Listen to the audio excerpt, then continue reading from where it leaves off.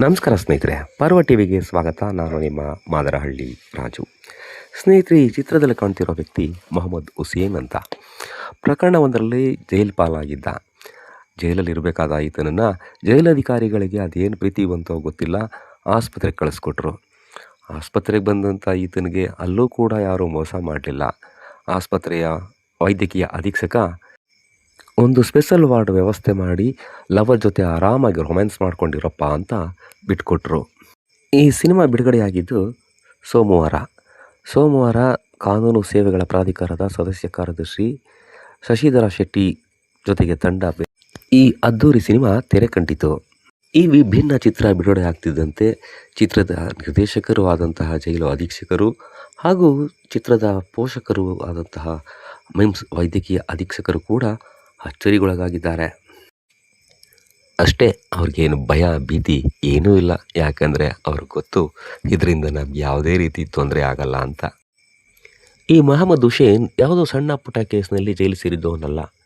ಶ್ರೀರಂಗಪಟ್ಟಣದ ADLR ಕಚೇರಿಗೆ ಅಕ್ರಮವಾಗಿ ಪ್ರವೇಶ ಮಾಡಿ ಸರ್ಕಾರಿ ತಂತ್ರಾಂಶದಲ್ಲಿರುವ ಭೂ ದಾಖಲೆಗಳನ್ನ ತಿದ್ದೋದು, ನಕಲಿ ದಾಖಲೆಗಳನ್ನ ಸೃಷ್ಟಿ ಮಾಡೋದು, ಆಕಾರವನ್ನು ತಿದ್ದುಪಡಿ ಮಾಡೋದು, ಈ ರೀತಿ ಹಲವು ಅಕ್ರಮಗಳನ್ನ ಎಸಗಿದ್ದ. ಈ ಸಂಬಂಧ ಹಲವು ದೂರುಗಳು ಕೇಳಿಬಂದ ಹಿನ್ನೆಲೆಯಲ್ಲಿ ಲೋಕಾಯುಕ್ತ ಇನ್ಸ್ಪೆಕ್ಟರ್ ಬ್ಯಾಟರಾಯಿಗೌಡ ನೇತೃತ್ವದ ತಂಡ ದಾಳಿ ನಡೆಸಿ ಆತನನ್ನು ಬಂಧಿಸಿ 3ರಂದು ನ್ಯಾಯಾಲಯಕ್ಕೆ ಹಾಜರುಪಡಿಸಿತ್ತು. ನ್ಯಾಯಾಧೀಶರು ನ್ಯಾಯಾಂಗ ವಶಕ್ಕೆ ಒಪ್ಪಿಸಿದರು. ಆ ನಂತರದಲ್ಲಿ ಈ ಅದ್ದೂರಿ ಸಿನಿಮಾ ಚಿತ್ರೀಕರಣಗೊಂಡಿದೆ. ಈ ಚಿತ್ರದ ಯಶಸ್ಸಿನ ಬಗ್ಗೆ ನ್ಯಾಯಾಧೀಶರು ವೈದ್ಯಕೀಯ ಅಧೀಕ್ಷಕ ಡಾಕ್ಟರ್ ಶಿವಕುಮಾರ್ ಅವರನ್ನು ಕೇಳಿದರೆ ಆತನಿಗೆ ಯಾವುದೇ ರೀತಿಯ ಅನಾರೋಗ್ಯ ಇರಲಿಲ್ಲ, ಒತ್ತಾಯಪೂರ್ವಕವಾಗಿ ಅಡ್ಮಿಟ್ ಆಗಿದ್ದಾನೆ ಅಂತ ಗಿಣಿ ಮುತ್ತಿನಂತೆ ಮಾತುಗಳನ್ನ ಉದುರಿಸಿದ್ದಾರೆ. ನೋಡಿ ಹೇಗಿದೆ ಡಾಕ್ಟರ್ ಶಿವಕುಮಾರ್ ಅವರ ವರ್ತನೆ. ಸಾಮಾನ್ಯ ಜನರು ಗಾಯಗೊಂಡು ಅಡ್ಮಿಟ್ ಆಗಬೇಕು ಅಂತ ಅವಶ್ಯಕತೆ ಇದ್ದು ಕೇಳಿಕೊಂಡ್ರೂ ಕೂಡ ಅಗತ್ಯ ಇಲ್ಲ ಅಂತ ಮನೆ ಕಳಿಸುವಂಥ ಮಿಮ್ಸ್ನವರು ಏನೂ ಇಲ್ಲದೆ ಇದ್ದರೂ ಅಡ್ಮಿಟ್ ಮಾಡ್ಕೋತಾರೆ. ಆತ ಜೈಲಿನಿಂದ ಬಂದಿರೋಂಥ ಗೊತ್ತಿದ್ದರೂ ಕೂಡ ಜೈಲಿನ ಸಿಬ್ಬಂದಿಗೆ ಯಾಕೆ ಕರ್ಕೊಂಡು ಬಂದಿದ್ದೀರಿ ಅಂತ ಪ್ರಶ್ನೆ ಮಾಡಲ್ಲ, ಜೊತೆಗೆ ಕೋರ್ಟ್ ಗಮನಕ್ಕೂ ತರೋದಿಲ್ಲ. ಈ ರೀತಿ ಎಷ್ಟು ಕಚಡ ಕೆಲಸಗಳನ್ನ ಈ ಹಿಂದಿನಿಂದ ಮಾಡ್ಕೊಂಡು ಬಂದಿದ್ದಾರೆ ಅನ್ನೋದ್ರ ಬಗ್ಗೆ ಇಲ್ಲಿ ಯೋಚನೆ ಮಾಡಬೇಕಾಗತ್ತೆ. ಇನ್ನು ಮಂಡ್ಯ ಜೈಲಿನ ಬಗ್ಗೆ ಬಿಡಿ, ಯಾಕೆಂದರೆ ತಿಂಗಳ ಹಿಂದಷ್ಟೇ ಜಿಲ್ಲಾ ಪೊಲೀಸ್ ವರಿಷ್ಠಾಧಿಕಾರಿ ಡಾಕ್ಟರ್ ಶೋಭಾರಾಣಿ ಅವರು ಕೂಡ ದಾಳಿ ಮಾಡಿ ಅಲ್ಲಿದ್ದಂಥ ಗಾಂಜಾ, ಸಿಗರೇಟು ಮತ್ತಷ್ಟು ಅಕ್ರಮಗಳನ್ನ ಪತ್ತೆ ಹಚ್ಚಿದರು. ಆದರೆ ಆ ಸಂಬಂಧ ಯಾವುದೇ ಕ್ರಮ ಜರುಗಿಸದೇ ಇರೋದು ಇವತ್ತಿನ ಈ ದುಷ್ಕೃತ್ಯಕ್ಕೆ ಕಾರಣ ಆಗಿದೆ ಅಂತಂದರೆ ತಪ್ಪೇನೂ ಆಗಲಾರ್ದು. ಸದ್ಯ ನ್ಯಾಯಾಧೀಶರೇ ದಾಳಿ ನಡೆಸಿ ಎಲ್ಲವನ್ನ ಬಹಿರಂಗವಾಗಿ ಕಂಡಿರೋದ್ರಿಂದ ಈ ಪ್ರಕರಣನ ಯಾವ ರೀತಿ ಮುಂದುವರಿಸ್ತಾರೆ, ತಪ್ಪಿತಸ್ಥರನ್ನು ಯಾರ್ಯಾರನ್ನು ಮಾಡ್ತಾರೆ, ಅವ್ರ ಮೇಲೆ ಏನು ಕ್ರಮ ತಗೊಳ್ತಾರೆ ಅನ್ನೋದನ್ನು ಕಾದು ನೋಡಬೇಕಿದೆ. ಒಟ್ಟಿನಲ್ಲಿ ಈ ರಾಜ್ಯದ ಹೆಮ್ಮೆಯ ಗೃಹ ಮಂತ್ರಿ ಪ್ರಿಯಾಂಕ ಖರ್ಗೆ ಅವರು ಕಾಲಿಟ್ಟ ನಂತರ ರಾಜ್ಯದ ಪೊಲೀಸ್ ಇಲಾಖೆಯ ಮಾನ ಮರ್ಯಾದೆ ಇಂಚಿಂಚು ಹರಾಜಾಗ್ತಿದೆ. ಆದರೂ ಅವ್ರಿಗೆ ಕಿಂಚಿತ್ತೂ ಚಿಂತೆ ಇಲ್ಲ. ಯಾಕೆ ಅಂದರೆ ಅವರ ಮೂಲ ಉದ್ದೇಶ ಇರೋದು ಎಲ್ರಿಗೂ ಗೊತ್ತಿದೆ. ಅದೇನೆಂದರೆ ಆರ್ ಎಸ್ ಎಸ್ನ ನೋಂದಣಿ ಮಾಡಿಸ್ಬೇಕು, ಇಲ್ಲ ಬ್ಯಾನ್ ಮಾಡಬೇಕು. ಅದಕ್ಕೋಸ್ಕರ ಅವರು ದಿನದ 24 ಗಂಟೆ ಜಪ ಮಾಡ್ತಿದ್ದಾರೆ. ಹಾಗಾಗಿ ಪೊಲೀಸ್ ಇಲಾಖೆ ಇನ್ನು ಏನು ಬೇಕಾದರೂ ಮಾಡಲಿಕ್ಕೆ ಸಂಪೂರ್ಣ ಅಧಿಕಾರ ಇದೆ, ಅವಕಾಶ ಇದೆ. ನೋಡೋಣ ಇನ್ನು ಏನೇನು ಮಾಡಿಸ್ತಾರೆ, ಪೊಲೀಸ್ ಇಲಾಖೆಯವರು ಏನೇನು ಮಾಡ್ತಾರೆ ಅಂತ. ಧನ್ಯವಾದಗಳು.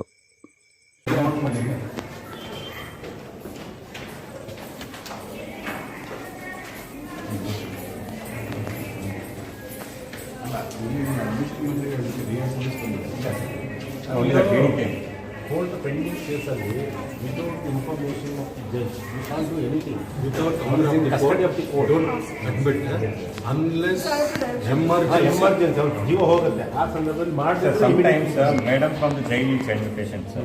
So what will they come to the OPD? ನನ್ನ ಹತ್ರ ಬರ್ತಾರೆ ಸರ್, ನಾನು ಸೈನ್ ಮಾಡ್ಕೊಡ್ತೀನಿ, ಫ್ರೀಗೆಲ್ಲ ಸೈನ್ ಮಾಡ್ಕೊಡ್ತೀನಿ. Then if the doctor says he needs admission, they'll admit jail patient. ಅದು ನಮಗೆ ಪರ್ಮಿಷನ್ ಮೇಲಲ್ಲಿ ಕಳಿಸ್ಕೊಡ್ತಾರೆ, ಆರ್ಡರ್ ಮಾಡ್ತೀವಿ ಸರ್. ಆಯಿತಾ? ನಾವೆಲ್ಲ ಕೊಪ್ಪಳದಲ್ಲೆಲ್ಲ ಹಂಗೆ ಮಾಡ್ತಾ ಇದ್ದೀವಿ. ನಾವು ಆರ್ಡರ್ ಕೊಡೋದೇ ಆರ್ಡರ್ ಮಾಡ್ತೀವಿ. ಅವ್ರು ಗಮನಕ್ಕೆ ಇಲ್ಲ ಜಡ್ಜಿಗೆ. ನಾಳೆ ಎಲ್ರಿಗೂ ಕಷ್ಟ ಆಗುತ್ತೆ, ಪ್ರಾಬ್ಲಮ್ ಆಗುತ್ತೆ. Judge passes any order will be in trouble. ಇಲ್ಲೇನೂ ಆಯಿತು, ಅವಾಗ ಹೋದ ನಮ್ಗೆ ಏನೂ ಇರಲ್ಲ ಸರ್, ಜಸ್ಟ್ ಪೇಷಂಟ್ ಕಳಿಸ್ತಾರೆ ಪೊಲೀಸ್ ಜೊತೆ, ಅದು ನಾವು OPD ಗೆ ಅವರು ಎಕ್ಸಾಮಿನ್ ಆ್ಯಂಡ್ ಇದು patient needs admission. Please, I repeat for your convenience, since you are all savers, life savers, I'm telling you, unless it's a dire emergency, please don't administer tablet, injection, anything, even if they bring, and we insist for the order of the court. Yes. And please make a record of it. This is not the answer. Yes, sir. ಅದನ್ನ ಹೇಳಿ, ಏನಾದ್ರು ಹೆಚ್ಚು ಕಡಿಮೆ ಹೌದು sir, ಹೌದು sir. assuming he dies, what happens? Then in common hospital and doctor. Assuming he escapes, let him not die. Escape. ಮತ್ತು ಈ ಗಲಾಟೆ ಮಾಡಿ ಓಡಾಡೋದು ಗೊತ್ತಿದೆ. If they take him away, what is the consequence? This man is helpless, he is aramsa sitting and she's both are romancing. When they saw, she ran away into the toilet. Police escort ಮಾಡ್ಕೊಂಡೆ treatment ತಗೊಂಡ್ಬಂದ್ರೆ sir ಇಲ್ಲಿ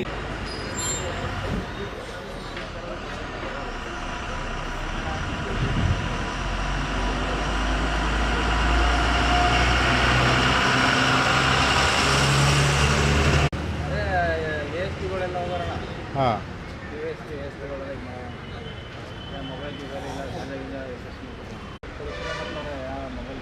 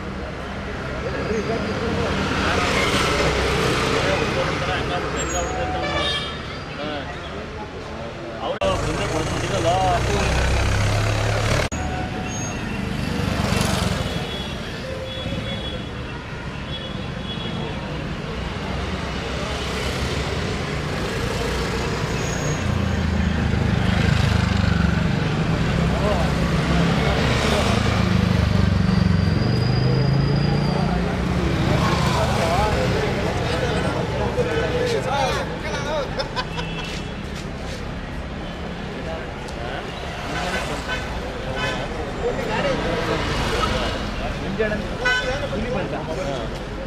ಅವನೇ ಅಂತವನೇ ಎಲ್ಲ ಮನೇಲಿ ಎಣ್ಣೆಲ್ಲ ನೀನು ಅದನ್ನಪ್ಪ ಅಂತ ಅವನೇ ಅಂದ ನನಗೆ ಹೇಳ್ತಾನೆ ನೀವು ಯಾಕೋ ಕೊಟ್ಟಿದ್ಯಾ ಅಂತ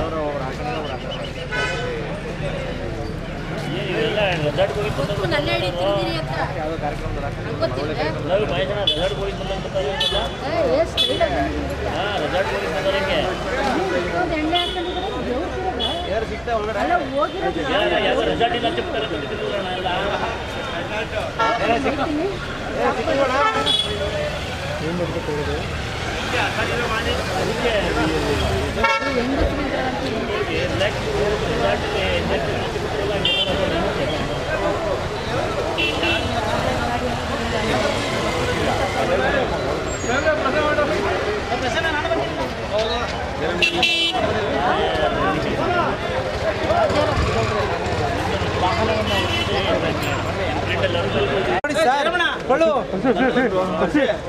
ಜಯರಮಣಪ್ಪ ಎಷ್ಟೊತ್ತು